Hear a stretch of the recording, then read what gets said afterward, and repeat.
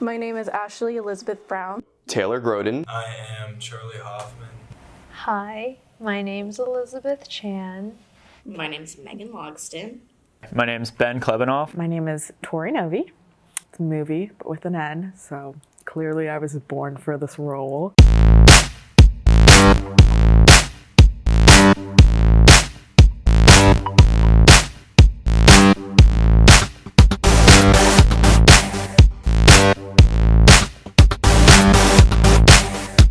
I met some really great roommates of mine who decided to go into the digital media production program, and they reached out to me one day and they were like, "Oh, do you want to go to this class with me? I know you're interested in film."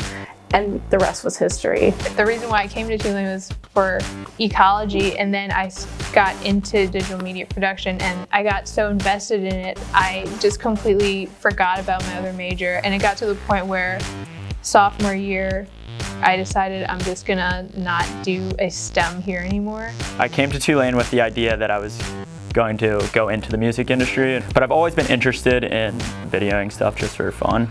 And I started videoing concerts and stuff at the venue I was working at, the Howlin' Wolf.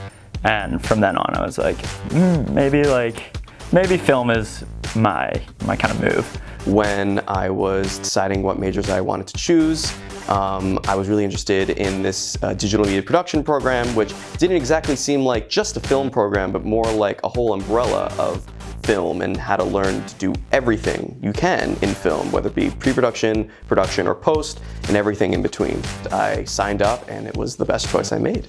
I did a year and a half of a business major, hated it. So then I was like, I don't want to be in business. I want to do something artsier. So I switched to art studio with a concentration in digital art and digital media production. I came in as a business major, which I still am, and then I had done a pre-program for freshmen. It was called Hollywood South, and Dr. Blue actually spoke. She gave a presentation during one of the days, and I met her and I spoke to her a little bit more about digital media production, and then I was like, all right, this is what I'm gonna do. So honestly, I was looking for a DSLR, check out my freshman year first semester to take photos for my freshman hallways fake ID order, and the library directed me to DMP. And I went to Dr. Blue and asked for a camera, and she said, no, you can't touch any of my equipment. I think I said it was for an independent project or something. No, you can't touch any of my equipment, but this is a major if you want to get involved. So I went to my advisor from there, and that's how I got involved.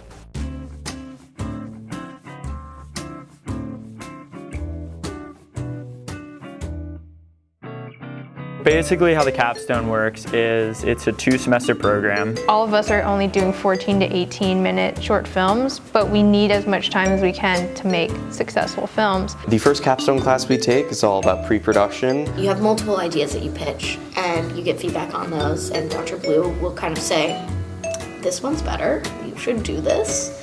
We learn about the writing process. Really detailed character bios, so you know the characters before you try and write about them. And then you're gonna write a script. We do a lot of revision days. You read a textbook about everything you really should know when you start production. You make a budget, you make a shooting schedule, you'll find locations. Get the agreement signed. Find funding. You get a crew of people who will help you out. And then I have to create a storyboard. We did casting at the end of the semester. And in Capstone 2 is actually the physical production process in addition to the post-production process. If you want to make a good film, not even a great film, but if you want to make a film that you're going to be proud of and that you want to actually show people, it takes an exorbitant amount of time.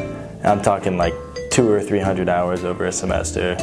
Think about 10 shoot days, 6 to 8 hour days. It's at least 60 to 80 hours on set, not including setting up and breaking down, and that's just set. What makes the shoots fun, even though they're 12-hour shoots, is the people on the set, because we get stuff done, we get everything we need to do, but we also love to joke on set. I was worried at first that it was going to be dog eat dog kind of thing, whoever could get equipment, whoever could get actors, all that stuff, and there's definitely a little bit of that, but for the most part, everyone's super helpful. And it seems like there's this energy where like people just want to make the best films they can. And then once you're done shooting, you do your pickup days, and then you edit your film.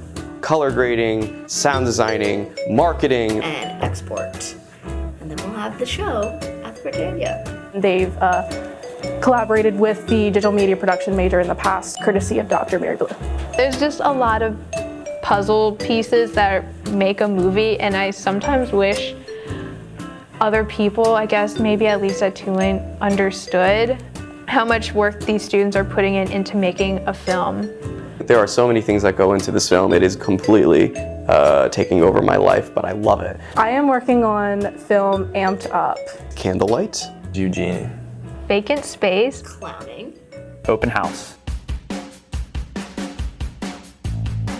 Amped Up is around a 15 to 60 minute comedy / drama about a group of 3 elusive neighbors that come together to form a band. One is Justice, who's a goth who is unemployed, and she kind of tags off her friend and roommate Adrian, who is a punk rocker. Adrian is also struggling between 2 identities, and it's her punk rock lifestyle and her conservative Christian lifestyle. So she's kind of feeling tugged between 2 strings. And then there's Anthony, who lives beneath them, and he's kind of a barista down on his luck after a breakup with his recent girlfriend. And they come together when they all have kind of this time of need to seek out like some fun in their lives. And Amped Up at the end of the day is a story about acceptance. The original pitch for Amped Up was about Anthony, and after receiving some feedback, I realized that that should be more of a subplot, or I should change up the idea. When it was focusing more on Anthony, I realized that I was writing from a male protagonist perspective, even though I am like a woman filmmaker. And then I stepped back and I'm like, wait, this is an opportunity to actually use like my own experiences and write like a newly fleshed out character. It's kind of like a raucous bromance. So I have 2 male protagonists, a 20-year-old, really soft-spoken, reserved student worker at the library. And my second protagonist is Eugenie the Genie. He's actually coming out of a bottle of Gold Lamp Slogger, so he's an alcoholic. Open House is about a success-obsessed real estate agent named Renee Tompkins, who is basically trying to achieve this status in the real estate world of $1 million seller. She thinks she has this status. She's super stoked. She goes and sees her boss, and he's like, nah, you're short $150,000. So at that point, she's like, what about that one house we have? He's like, how are you gonna get the house sold in 10 days? But she takes it on. It's a nightmare home, and the seller is a crazy old French art lady. Lillian is actually on the last week of her life. Like, she knows that she wants to take her own life. Her main motivation in the story is that she wants a buyer that will use her space in like a productive way. You know, she wants like good people in her space. She really like appreciates her space.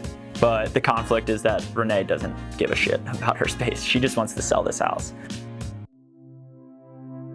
Vacant Space is a sci-fi. This one woman named Stella, she's really young at heart, but not a lot of people like agree with it, especially like her best friend, who's someone who's takes life a little bit more seriously and thinks that she needs to grow up. There's like a fight that happens and they kind of are mad at each other. Stella is in the woods stargazing, looking for something, and like she happens to meet someone else there. Atlas, he's an alien spaceman. She originally asked him, hey, if you're actually from space, can you just take me to space? I don't want to be here anymore. And he's consoling her like, you can't really escape your problems. It's gonna linger with you no matter where you go.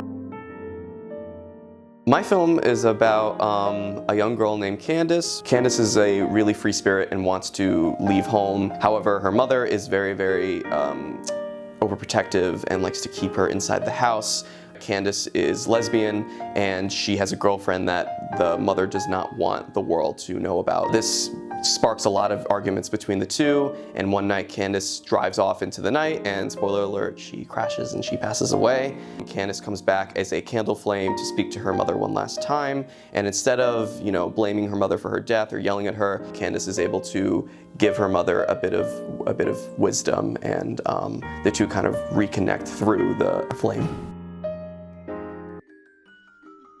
There's this girl named Jenny. She's like your typical college girl, like goes out and parties, woo! She meets Ron, who is one of the clowns, and then she gets to go to his clown posse hangout.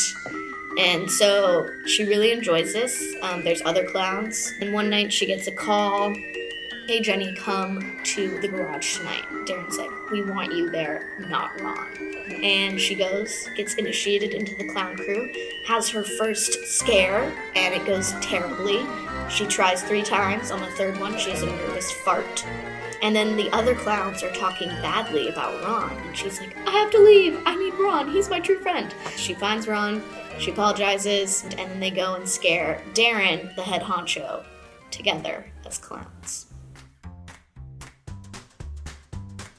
My capstone is basically going to talk about the different sex stereotypes of women in my age group, so like early 20s, I guess. So I think I'm gonna focus on a main character who's a virgin, and she's just trying to kind of navigate her way through like figuring out, does she want to have sex, and if so, like who is it going to be with? And she, gets the help of her friends, one who sleeps with a lot of people, another one has like a serious boyfriend, and through them too, I kind of want to like talk about like what makes one a slut, what doesn't, and kind of like why guys can have so much sex and it's like totally cool and girls can't, like why virginity is just like this thing that once you lose it, like that's it, like you're a slut, or you need to protect it. Or again, why is it a bad thing that you are a virgin? It might not pass the Bechdel test, but it definitely is going to talk about a lot of issues that we as women have when it comes to like relationships and sex and boys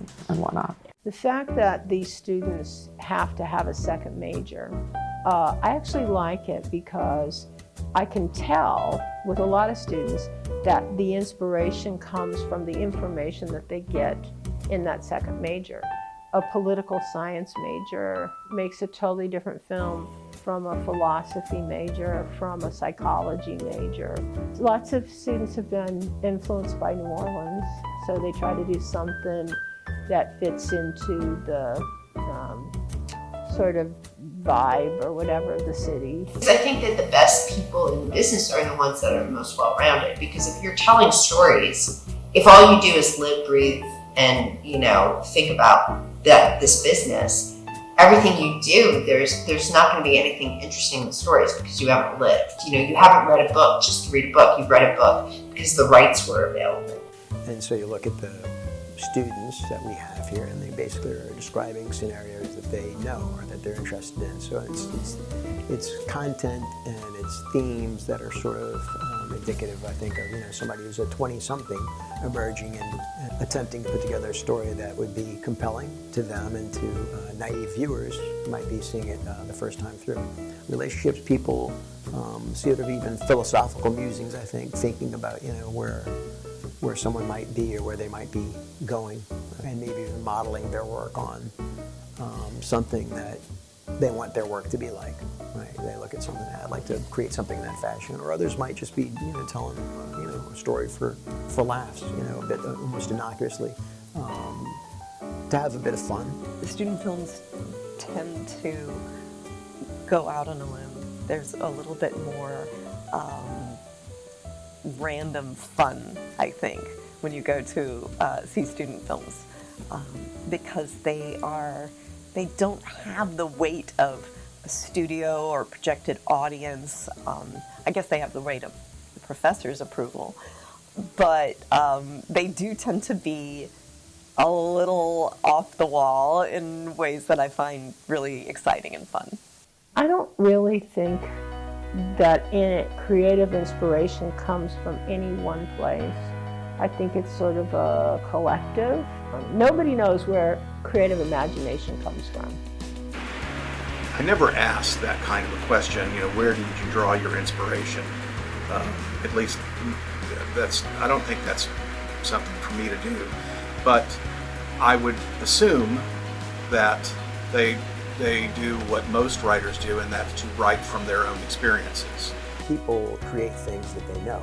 I think that students draw inspiration obviously from their own interests, from their own experiences. I think the best student films come from personal experiences. A film that's a personal statement is almost always a better film than a film that's about some horror situation that you make up or something like that. I feel when you write from the heart, that's when you can write the most accurately. I knew that if I was writing a character who I didn't connect with, then I would have much more difficulty doing that. We draw from our own experiences and our own feelings, and that is in that character. When it's what you know, it's more genuine, and I think that really translates to your story. There was this page where I had kind of concept art and sketches for this graphic novel I was going to start years ago. It was called Space and Thomas, and it was about a space guy wandering around looking for a friend. And I was like, wow, this is really weird. I feel like I kind of subconsciously wrote my script based off of things I've already done. Looking back at it now, I was like, I cannot believe I had this idea years ago and I just wrote it without thinking about it. The story really has evolved since then, and I love my script so much. A couple years ago, there were clown scares. People dressed as clowns and scared people on college campuses, and everybody was like, what is going on? And I was like, where did those clowns come from? Why? What is their backstory? And I was like, oh, maybe I'll just make up a backstory. I find the real estate sale signs, with a real estate agent standing there, I just think they're so funny. My mom just became a real estate agent, so that definitely got the wheels turning. I was like, real estate, interesting. But all respect to my mom, it's great what she's doing. I'm not making fun of it. I think it's a great profession. I just think there's room for satire involved. Characters in Amped Up are an extension of myself, an extension of people I've met. I have some really fantastic friends, but they're all into very distinct subcultures. I wanted the opportunity to bring together people who were interested in different music genres. So I thought it'd be really funny to see what would it be like to put together someone who was interested in maybe emo rock music and punk music and maybe even pop. For Ron, I kind of was just more thinking who is the most awkward person I know?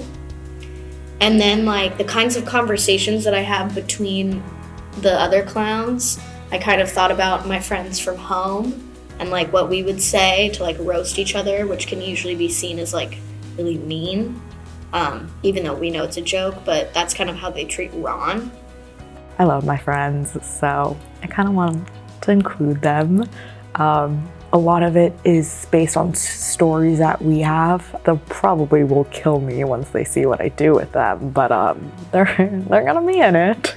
American Beauty, there's a character in that I just love. And a really kind of badass woman who just kind of doesn't give a shit is just something I wanted to explore. With Lillian, I got some of my inspiration from The Incredibles with Edna Mode.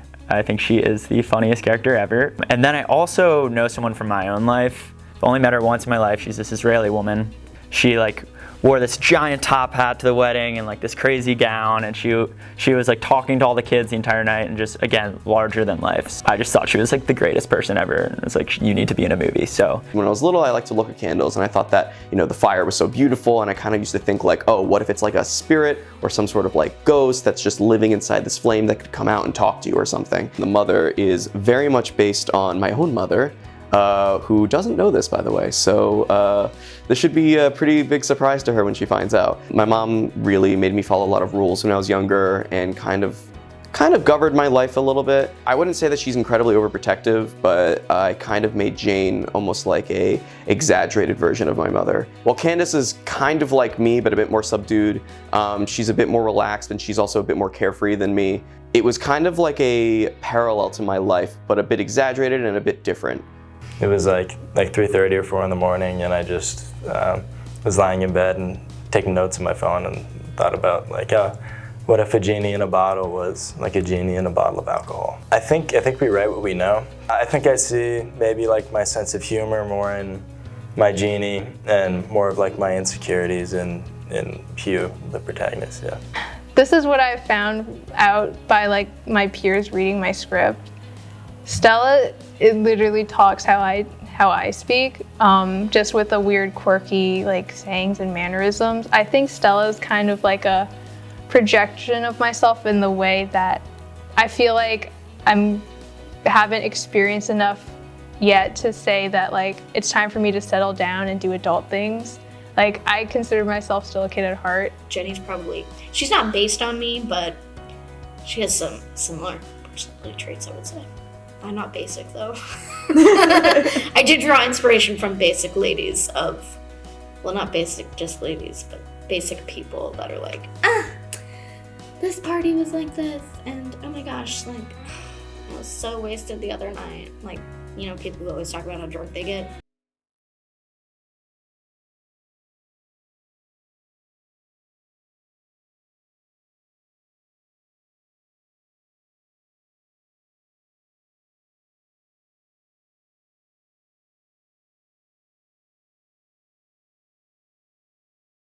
I am familiar with the Bechdel test. I am familiar with it now, yes. A little bit. And I think it was just because you'd emailed. I do know what the Bechdel test is, yes. Familiar, kind of-ish. Yeah, a little bit.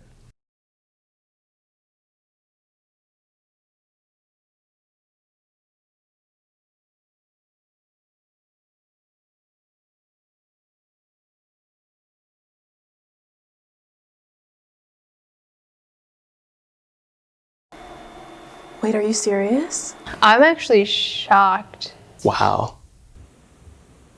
I am very surprised by that. Only 50% of student films passing the Bechdel test actually shocks me because it seems low. I am surprised to hear that number, particularly given what we know about Tulane's undergraduate population and that it's been about 60-40 female-male for at least 8 years. That means there are women filmmakers who aren't making films about women.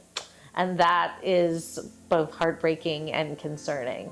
It does seem low. I would think that it might be a little bit higher. I'm surprised that there aren't more films that do pass the test because there is an awareness that we bring, like I would say in our media production program. We'll talk about, representation and the importance of making sure that our script seems realistic and that we take the time to consider audiences.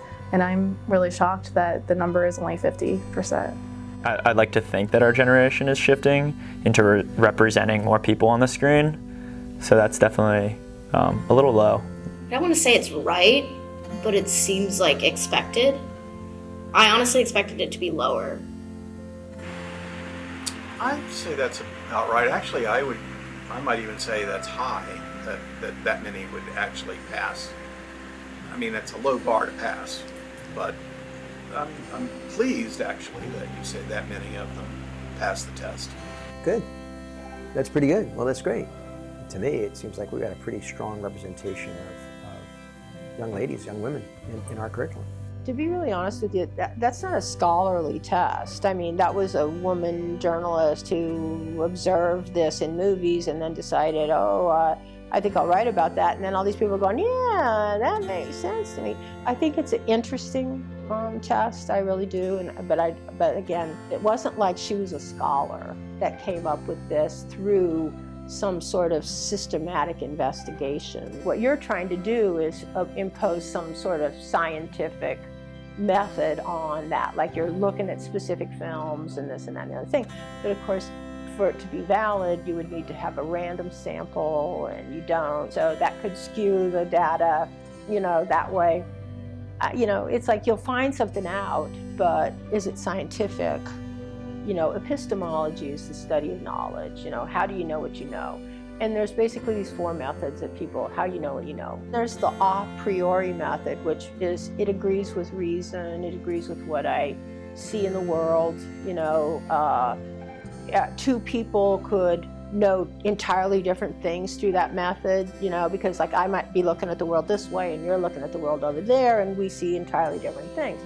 It's valid. I think that's where she is. She's an a priorist. I'd figure that it would be more difficult for a short film to pass that test than a feature film, because in a feature you have more time to develop your characters. And so yeah, even if you had male protagonists, if you had a female or 2 that were supporting characters in a feature, you'd have more time to establish like a relationship between those individuals. Whereas in a short, you have to like focus on your protagonists because you only have so much time to get through it. I would say features have like a better opportunity to represent women just because they're longer. And if you are doing like a very specific story based on one character in a short, there's not always time to like include, you know, more perspectives because you want to limit the amount of characters you have on screen. You have to kind of crunch everything into this small 14 to 18 minute film. You're either likely to pass all 3 or just none at all. I feel like that in a feature film, you have so many people working and so many people in your cast that it should be easier to almost pass this test. I would assume in a feature film, there's more diversity in a writer's room. There's more diversity in the feedback that's given because so much is going into that project. Whereas in a capstone film, that script is more so one individual's like brainchild. So I'd think that a capstone film would have like less thought when it comes to like sensitivity or like diversity of cast and of gender.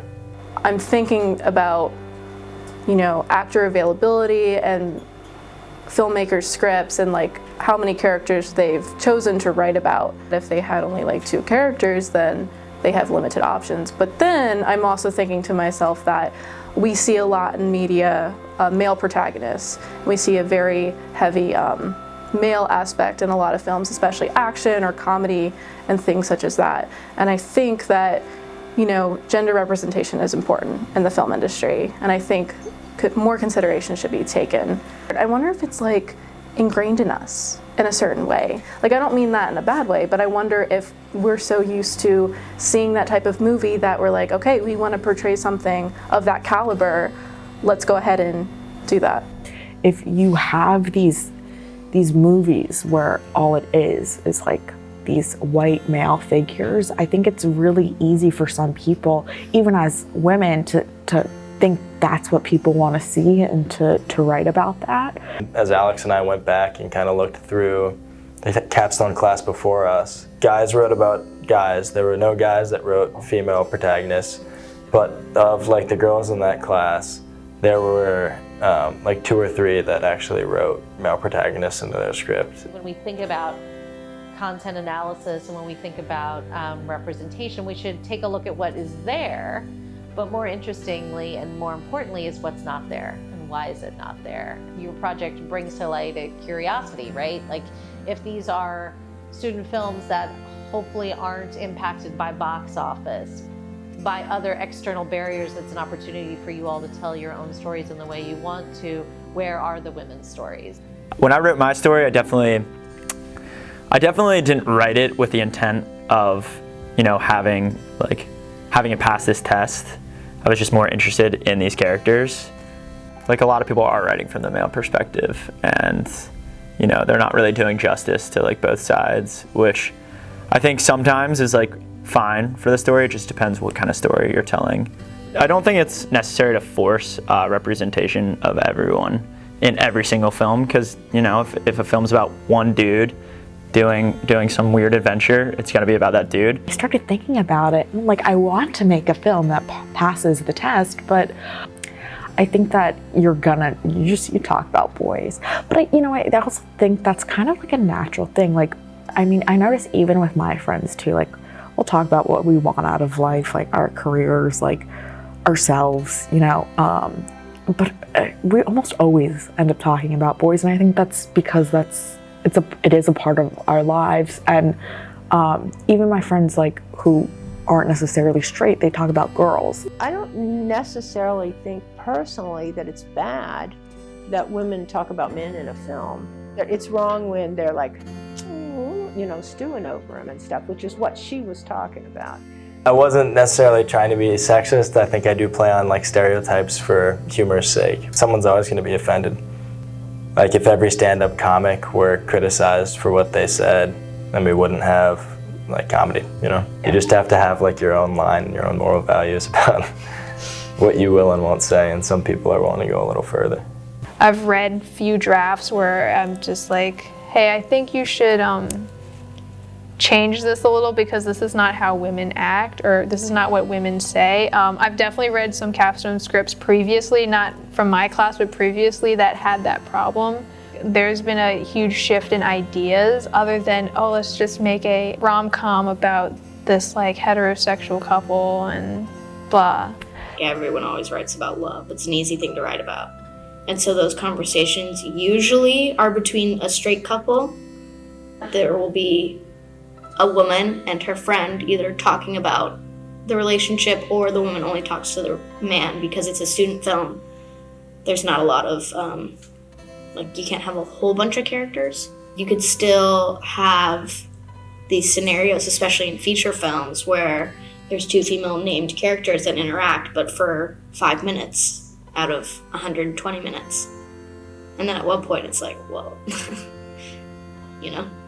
Capstones probably give a more realistic representation of female interactions, just because, I don't know, oftentimes feature films are controlled by producers and controlled by all these other heads who aren't the writers, whereas the students are the writers, and we're living in real life right now, and we're not being dictated by anything. I think in capstones you have an opportunity to write something fresh, write something new, and write from an experience of a student or just someone who's coming into their own. Whereas TV might be restricted to certain audiences. What I've noticed from my freshman year to now, there are definitely a lot more films that do have a lot of female representation in it.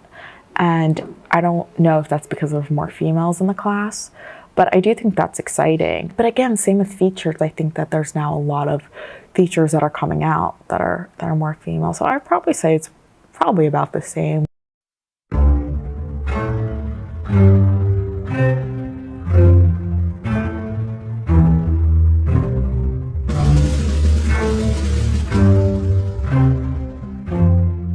I'm gonna be really meta at the camera for a second. That's fine. I can answer that in all sorts of ways. Oh, of course. I mean, yes. Oh my God. I mean, definitely. Oh God, yes. Oh no. I do feel that women have a noticeably different experience working in the film industry than men. Yes. Women have a noticeably different experience in every field. No one ever had the balls to say there shouldn't be broads in broadcasts to me, but they said it to a lot of my friends. Working on all these sets, and then I also did an internship at NCIS. I've experienced on previous sets before this year, you could tell there's like there's a film bro culture where only the guys will ask the guys to do the important roles, and then the girls are there to help. I am friends with all these guys in the class, but there's definitely like a boys club. I've talked to Dr. Blue about this when I was applying for a grant at the Newcomb College Institute, and she was like, yeah, like you need to say like I'm a woman, and even though there's more females technically in this program, the men still overpower it somehow. And it's true. In my classes that are mostly female, all the females will have something to say, will all speak up. Whereas in a class that's, you know, evenly split or just males, it definitely is more male dominated. Even if it's that you could take the same person who's talked so much in one class, put them in a different class, and they automatically just shut down. I would always say to myself, if they knew how little I think about whether they're male or female, they would probably be exalted, because I really don't think that much about it. So Elizabeth, something she applied for that I wrote her a letter for, her statement was about how she had this screenwriting class with all women. You know, it was such a great educational experience for her because it was the first time she was ever in a room doing something with all women. And I was like, wow, you know, that's pretty cool. I didn't notice it. I mean, I knew you were all girls, but I never thought about that having some interesting effect on you all. It's a well-known fact that most of the media industry is primarily men, and many positions of significant status and title are men. There's a lot of percentages online that you might be able to view that show the job statistics of men and women in the film and television industry.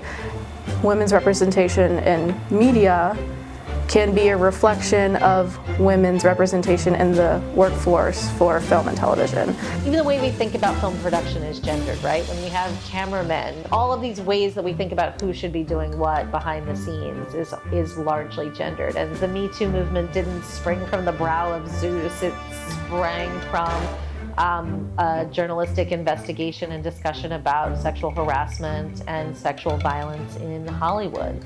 I feel like I have been treated a little bit different. It's a very subtle difference. It's hard to explain, but you can feel the differences there. On a set that's majority like all guys, it feels weird. I don't know how to explain it, it's just weird, and they like, it feels more closed. Like, how do I interact with these guys that have inside jokes already? Like, what do I do to be part of the club? And it's not just like this internalized thing, like, oh, like maybe I'm just overthinking this, maybe I'm being treated differently because I'm brand new. But you can observe in internships or workforce or certain projects that if you have a guy on set and then you're on set, that guy will probably be chosen over you, even if you might be more skilled. I mean, they can't legally, for no other reason, pick a man over a woman. They can't do that. So they come up with other reasons. But I think there's certainly a preference. I think if you interviewed people, they would never say that. Never, never, never in a million years. But I think that's the only thing that, like, how come the Producers Guild has 90% men and 10% women? And I started at what was then William Morris before it became WME, and I was in the TV literary department, and there was only one female agent, and she had a baby. And right before she had the baby, everyone was completely freaked out, like all of her clients too, because they're like, what if she never comes back, you know? And she did come back, but I think she ended up being fired like sort of within a year. I think that a lot of people thought, well, once a woman becomes a mom, she's not going to be sort of devoted, you know, 150% like she might have before that. Women are so afraid that that's how people view them, that then they kind of like hire a full-time nanny, and then they're never home with their kids.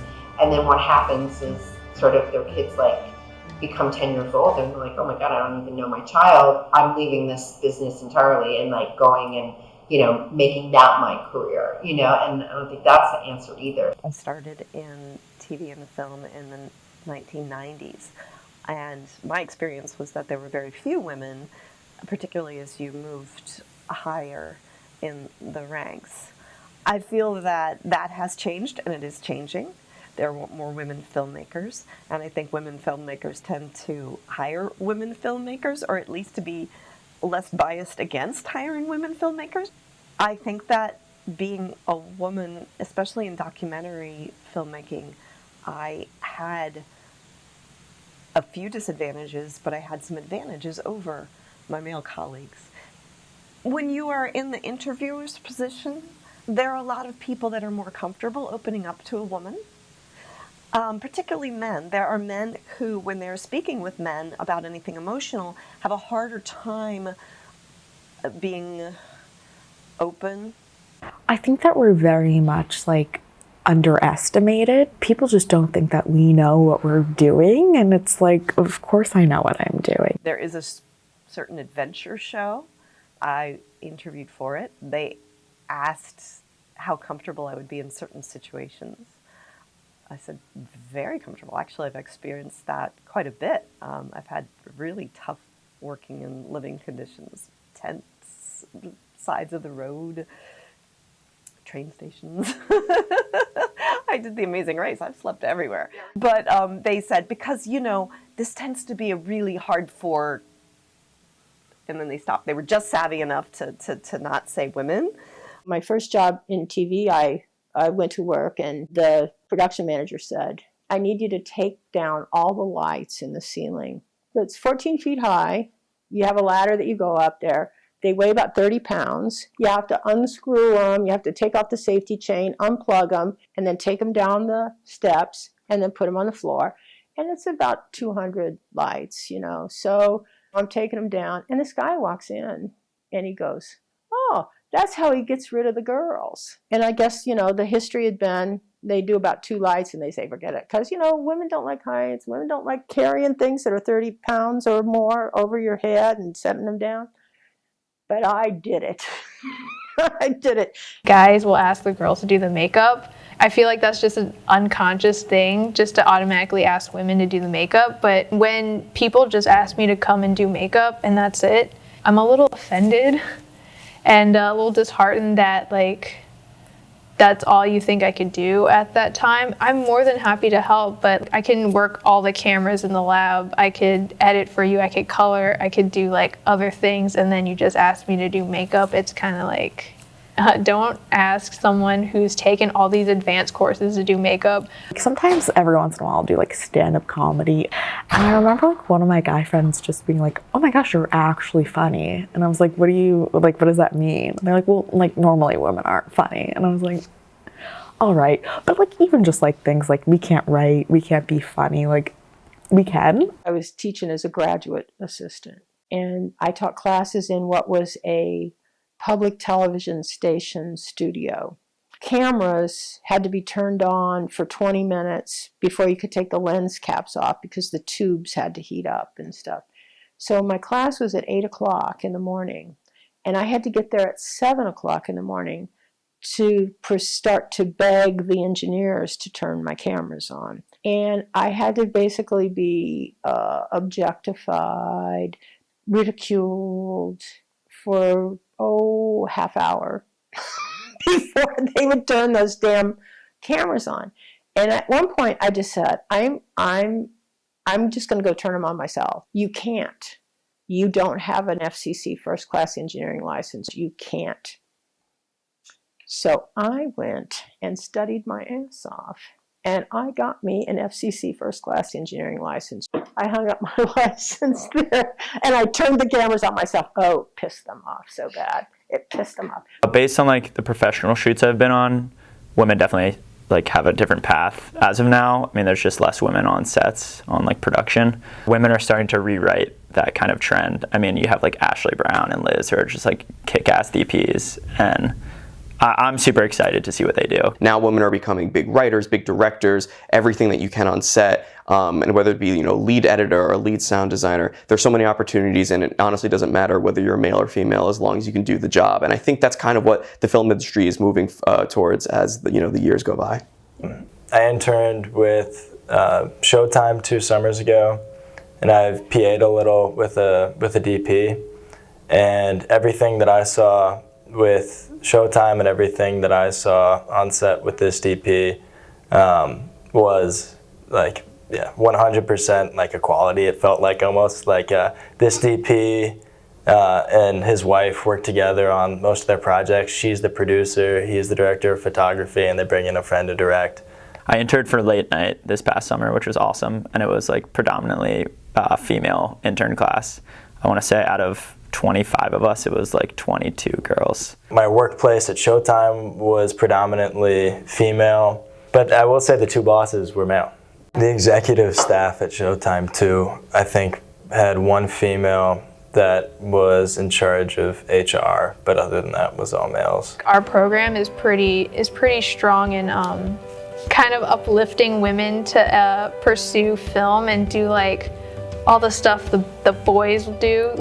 Emerging technology has made perhaps not a more level playing field, but has opened up doors for filmmakers that didn't exist even 10 years ago, 20 years ago, right? You have a camera in your pocket all of the time that allows you to sort of circumvent some of those institutional barriers that existed in the studio industry and still do.